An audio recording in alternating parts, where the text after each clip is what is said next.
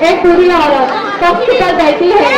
वाजिद साहब की अम्मा के बड़े बेटे बेहद मशरूफ शख्स जो हर वक्त जल्दबाजी में होते हैं ऑफिस जाने की तैयारी कर रहे हैं। परवीन माजिद साहब की अहलिया एक पढ़ी लिखी खातून खाना बनाने की तैयारी कर रही है। सरफराज और फातिमा वाज साहब के बेटे और बेटी अली स्कूल में जेरे तालीम है, अपनी पढ़ाई कर रहे हैं। एजाज वाज साहब का छोटा बेटा अपने दादी के खिलौने खिलौनों से खेल रहा है, आवाजें कर रहा है। दादी गुस्से से देख रही है। अरे अल्लाह के बंदे, जब देखती हूँ जब खेलता ही रहता है, कभी कुछ पढ़ भी नहीं आता तो दादी दुआएं देंगी तो बड़ा आदमी बनेगा, फिर जो चाहे वो कर सकेगा जब अमीर हो जाएगा। भी अम्मा, जिसके पास ज्यादा पैसे होते हैं वो नोटों को जेब फरसाने लगा के खाते हैं और चाय में बिस्किट की जगह सीखों को डुबा के खाते हैं। हमारी टीचर कहती है हुजूर सल्लल्लाहु अलैहि वसल्लम ने इरशाद फरमाया कि कुछ नसीब और शक्ति से दुनिया में सिर्फ गुजारे लायक रोजी मिले और उस पर इनाम करे अल्लाह ताला का शुक्र अदा करे। अच्छा मेरे बात नहीं करना पड़ा, अम्मी कम मत कर। ये कैसी मदारिस है जहाँ इतने छोटे बच्चे को इतनी बड़ी बातें सिखा देते हैं। अच्छा दादी, मुझे एक बात बताइए कि घर में हम खेले नहीं रहेंगे? नहीं रे, तेरे भैया की शादी हो जाएंगी फिर हम साथ हो जाएंगे, फिर बाजी की शादी हो जाएंगी तो अपन छह हो जाएंगे। फिर तेरी शादी हो जाएंगी ना, आप मरोगी नहीं। निकल यहाँ से और जाते जाते वो दूसरी उल्टी पड़ी है उसे सीधा करता जा, वरना घर में नहुसत आ जाएंगी। घर में नहुसत उल्टे होने से नहीं, झूठ बोलने से, चुगली करने से, गिबत करने से, चुगली करने से घर में नहुसत आती है। फातिमा, अजय फातिमा, कितनी बार कहा इस छोकरी को एक आवाज में आ जाए मगर मजा आ रहे। आजकल कंप्यूटर दौर के बच्चे किसी की सुन ले। दादी, कंप्यूटर का दौर भी पुराना हो गया है, ये 5G और 6G नेटवर्क का दौर है।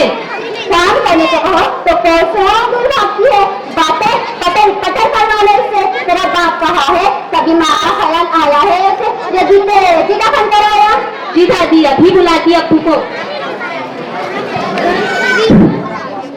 अब्बू, अब्बू,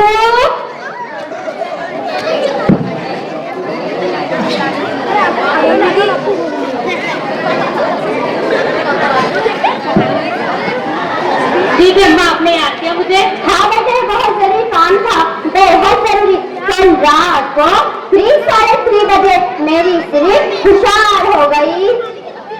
तहज्जुद का वक्त था, एक मोटा ताजा मुर्गा काम दे रहा था, गोया अजान दे रहा हो माजिद। फिर कार में दिल लगा कर तहज्जुद की नमाज पढ़ी होंगी। अरे पूरी बात तो सुन, उस मुर्गे की इतनी मोटी मोटी टांगे तो दिल चाह रहा था कि अल्लाह के इस माखलूक को जरा सा चख लूं तो मेरे प्यारे बेटे जरा नरम नरम रोटी वाला चिकन से ला दो मेरे बेटे। अच्छा मैं ला दूंगा। मैं ला दूंगा। माँ डॉक्टर ने तो आपको मुर्गनगढ़ से मंगा दिया है। फिर माँ ने ख्वाहिश कर दी, तुझे डॉक्टर याद आ गया और बीवी की ख्वाहिश पूरी करेगा, जोड़ी का गुलाम रहेगा। अच्छा मैं आप पहले से बात में की होती हो, वो तो कितनी पढ़ी लिखी है।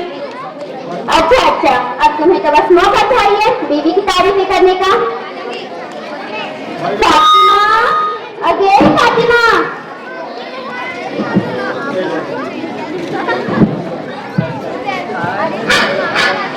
फातिमा, अगे फातिमा, जरा गिराते पढ़ने से करवा दे, कब से कार कर रहा है, लगता है आज फिर मेहमान का तक करेगा, भगा दे पढ़ने का। मगर दादी, वहाँ तो कोई कौवा नहीं है, शायद उड़ गया होगा। मगर दादी, हमारी टीचर कहती है मेहमान की आमद बरकत का सबब होती है। हुजूर सल्लल्लाहु अलैहि वसल्लम ने इरशाद फरमाया, मेहमान आता अपना रिज़्क़ लेकर है और जाता है तो मेजबान के गुनाह को कचरा कर जाता है।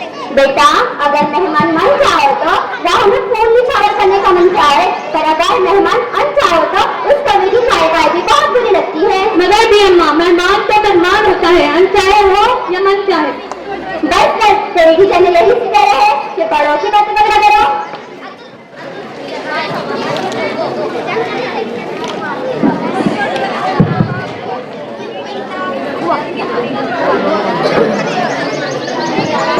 अस्सलाम वालेकुम प्रियंका, कैसी हैं आप? वालेकुम अस्सलाम।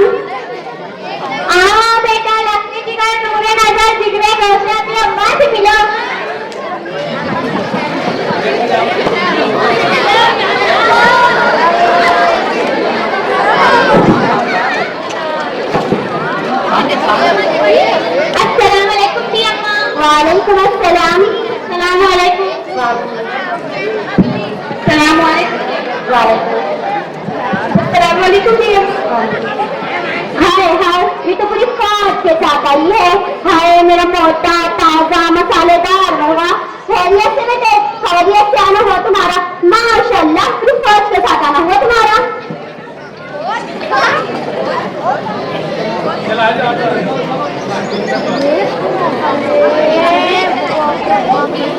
अब कौन आ गया है? मुझे पता है, जरूर इस कमरे की कायदा का नतीजा है।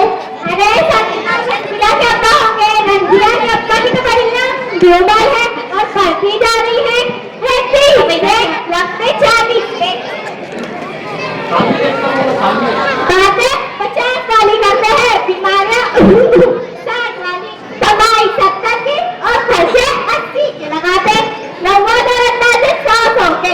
संजीला के अब्बा, आप इतने संजीदा क्यों ना चला रहे हैं और अंदर आने में इतनी देर क्यों हुई? जी क्या कर रहे थे वहाँ? सच्ची सच्ची बताओ।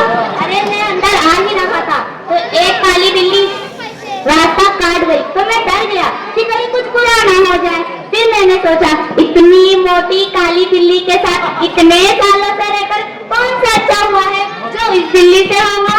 मैं कुछ समझी नहीं। कोशिश भी मत करना, अपनी छोटी अकल से मोटी बात नहीं समझ पाऊंगी। तुम वो काम करो जिसके लिए तुम यहाँ पर आई हो। दामाद के हाथ को जाकर पैसों की तरफ इशारा करते हैं। अस्सलाम वालेकुम भी वालेकुम अस्सलाम। अस्सलाम वालेकुम भी हमारा। रेहाना, मेरी एक बात आज तक समझ नहीं आई, आप अपने बच्चों के नाम ही तो कोई बात नहीं, आप अपनी गलती दुरुस्त करके दोबारा कुरान थमा देती, कम से कम आपके बच्चों के तो नाम सही हो जाते। जो होता है अच्छे के लिए होता है, इसमें भी अल्लाह ताला की कोई ना कोई फजीलत होगी। फिर क्या चाहा बच्चे को अपनी भी अल्लाह की कोई छोटी वाली नाम की नाम दे देंगे, उसी में से अपनी बेटी के बच्चे नाम। ये मदारिस में कैसी तालीम दी जा रही है? रेहाना शुक्र सल्लल्लाहु अलैहि वसल्लम ने इस्लाम का नया ईमान और अपना रिस्क लेकर है और चाहता है तो मैं इस्लाम के मज़हब को विश्वास हो जाए।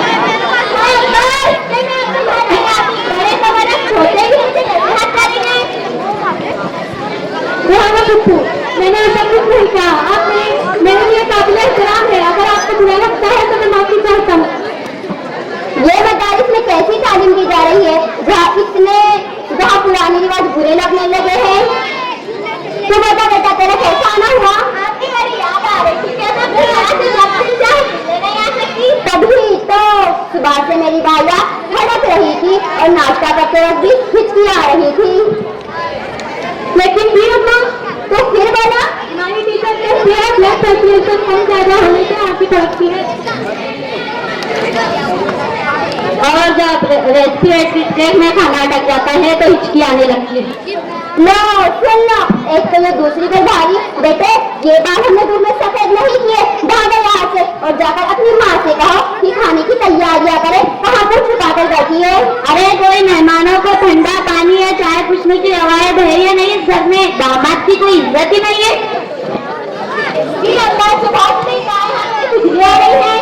लगता है तेरे पास ढेर सारा पैसा आने वाला है, इसलिए तो मैं आपके पास आई हूँ। रात में मेरे सामने आए थे, मेरे हाथ में रख रहे थे 500 की थी। एक तो मेरे अब्बा को वहाँ पर भी सुकून नहीं मिला। आज तक मेरे पैसों का नजर है उनकी। मुझे पता है कितनी मेहनत से जमा किए थे, कभी तुम्हारे अब्बा के मैले कपड़ों में से, तो कभी जेबों में से, तो कभी तकियों के नीचे से। मगर बात बंदी हो गई। सारे की सारी उनसे हाथी भी खरीदना पड़े। तुम्हें कितने पैसे दिए? कहा दिए? सारे के सारे रख लिए। ये कहकर कि मेरी बीवी बड़ी किफायतदार है, अपने शहर का बड़ा ख्याल रखती है। हाय मेरे पैसे रिहाना, अपनी तरह जेब पर ढीली कर लिया। वो जो बाकी भाई का कारोबार है नहीं, अच्छे चल रहा है। तो कभी अपने शहर के लिए भी करिए कर, कम से कम यहाँ तक आने का रिक्शा का किराया तो बच जाएगा। ये हमारी बता रहा है जिसमें खुद से बैठ कर आइए, किराया मांग रहा है या घर का लाइट भी मांग रहा है? ये अम्मा बस मचाते हुए 600 रुपये 500 का पैसे निकाल कर देती है। वैसे अम्मा, मैंने क्या कहा है, बड़ी जोरों से भूख लगी है, कसम से पैसे फातिमा, अगे फातिमा, घर की माँ से कहो कि खाने की तैयारियां करे, तो हम मुंह छुपाकर बैठी है। जी दादी।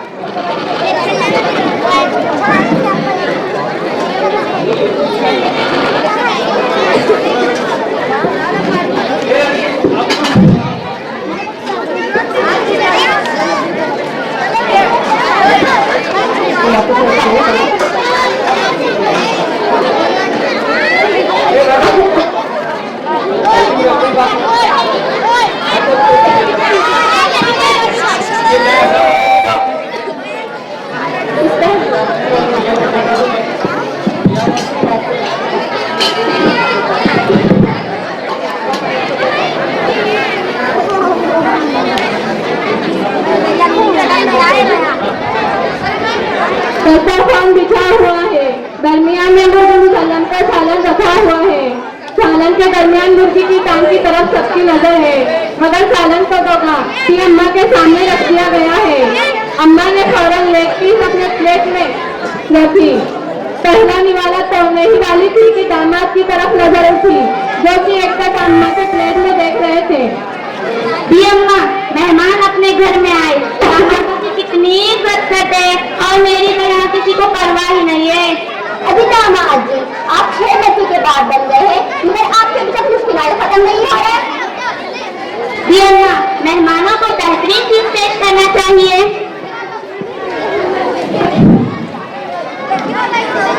जी अम्मा, मेहमानों को बेहतरीन चीज पेश करना चाहिए। अभी दामाद जी, बेटी डाले है दामाद जी की प्लेट में, भर दो हर चीज से, मगर लेग पीस तो मैं ही खाऊंगी। जी अम्मा, रुकिए, ये मुर्गी की टांग हरगिज़ मत खाना। क्यों भला? तहज्जुद के वक्त मुर्गे का जिगर अल्लाह ने मुझे करवाया था। तो जी अम्मा, इसका मतलब ये था कि आप दिल लगाकर तहज्जुद की नमाज पढ़ती, ना कि पान देने वाले मुर्गे को ही खा जाती। अब जब पक गया ना मुर्गा, खा लेती हूँ और अल्लाह का शुक्र अदा करके सो जाती हूँ। जी अम्मा, लेकिन तो घर में सरबराह को मिलना चाहिए जब मैं हूँ। अब दामाद जी, आप कहाँ से हो गए सरबराह? है ना मेरा बेटा, खाएगा ना लेग पीस? ये जो बच्चे खड़े बैठ जाइए प्लीज, नहीं तो इसके बाद के जो शैतानी खोपड़ी ड्रामा है और जितने भी मजाहिया प्रोग्राम है कैंसिल कर दिए जाएंगे। वो जो बाहर के बच्चे आए हस्तुम्बे वाले, यहाँ पर क्यों डिस्टर्बेंस फैला रहे आप लोग? बैठ जाइए इत्मीनान से, सुकून से पूरा ये ड्रामा एंजॉय कीजिए प्लीज। खाने को आस लग गई है और जिस खाने को आस लग जाए वो खाना ना ही खाए तो बेहतर है।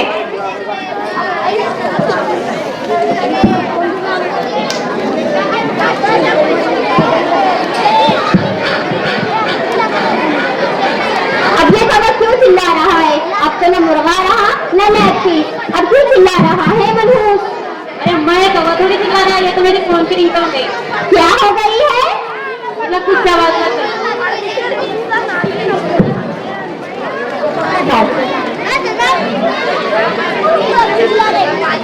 मैं सही तो मेरा बेटा सही। मैं समझता हूँ औलाद का नाम रखने का सिर्फ माँ को होता है और मुर्गी की टांग खाने का हक सबसे ज्यादा मुर्गी को मेहनत करके पकाने वाला का था, इसलिए बेगम आप सही है। अगर बीवी को ही देना था तो दे देता, इतना बड़ा गुलाम क्या देने की जरूरत थी जो उनका गुलाम सही का।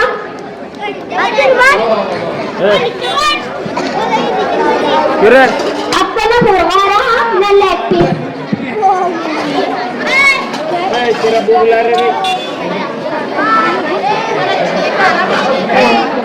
इस तरह मुर्गी की टांग यानी लेग पीस कभी इधर से उधर तो उधर से इधर घूम रहा है।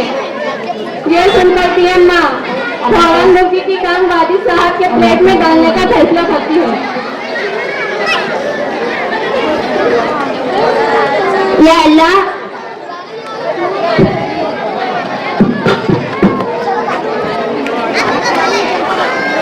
तो देखा आपने, ना कोई कौवा था और ना उसकी काय है। वो भी अल्लाह की एक मखलूक है जिसकी आवाज को हम अपने मतलब का रंग दे देते हैं। इंसान सारे बहन का हमारी असल जिंदगी से कोई रब्त नहीं होता। ये सब सिर्फ हमारे जहन का फिक्र और दिल का खौफ होता है।